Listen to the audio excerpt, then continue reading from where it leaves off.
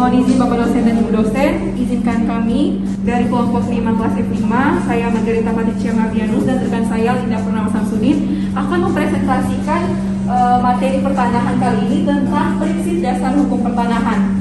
Oleh karena itu, untuk menghemat waktu, mari kita langsung saja ke materi. Dua prinsip hak menguasai tanah, yang ketiga prinsip hukum adat hak wilayah, yang keempat prinsip fungsi sosial hak atas tanah, yang kelima prinsip persamaan hak, yang keenam prinsip kebangsaan, yang ketujuh prinsip land reform, dan yang kedelapan prinsip land use planning.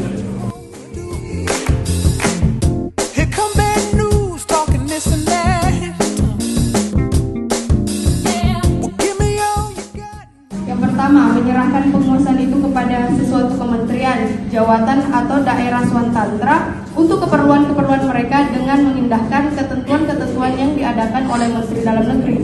Yang kedua, mengawasi agar supaya tanah negara tersebut dipergunakan sesuai dengan peruntukannya dan berhak mencabut penguasaan atas tanah negara dengan alasan penyerahan penguasaan itu ternyata keliru atau tidak tepat lagi. Nah, di sini bisa kita dengar bunyi pasal 3 UU PA, yaitu dengan mengingat ketentuan-ketentuan dalam pasal 1 dan 2, pelaksanaan hak wilayah dan hak-hak yang serupa itu dari masyarakat hukum adat sepanjang menurut kenyataannya masih ada harus demikian rupa sehingga sesuai dengan kepentingan nasional dan negara yang berdasarkan atas persatuan bangsa serta tidak boleh bertentangan dengan undang-undang dan peraturan-peraturan lain yang lebih tinggi. Berikutnya adalah prinsip land reform. Land reform berasal dari kata dalam bahasa Inggris yang terdiri dari kata land dan reform.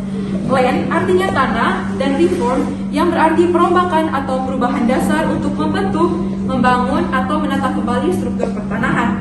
Jadi secara etimologis, land reform adalah perombakan struktur pertanahan lama dan pembangunan struktur pertanahan lama menuju struktur pertanahan yang baru.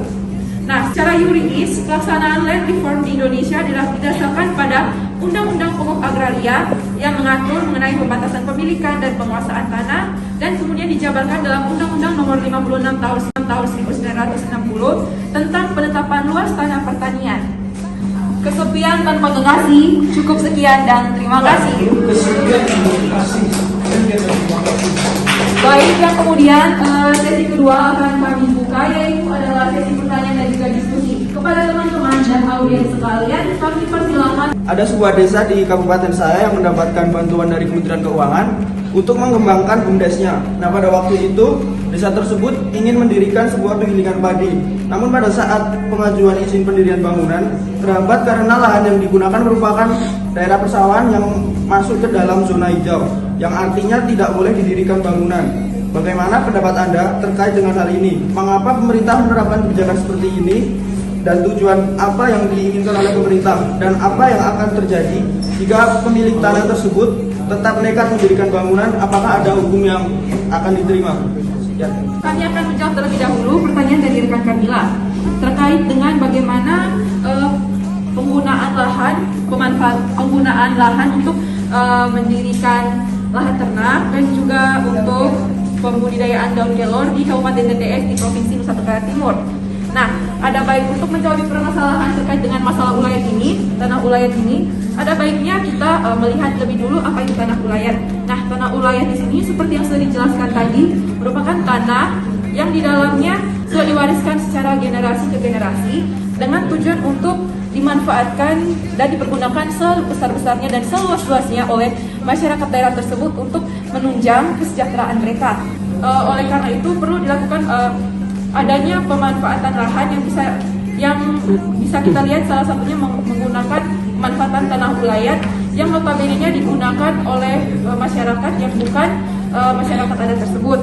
Atas partisipasi dari rekan-rekan sekalian, mohon maaf jika ada kata yang kurang berkenan ataupun materi yang masih dibilang kurang karena kita masih sama-sama belajar juga. Atas perhatiannya, saya ucapkan terima kasih. Mohon izin Bapak dan Ibu dosen, sekian dan terima kasih.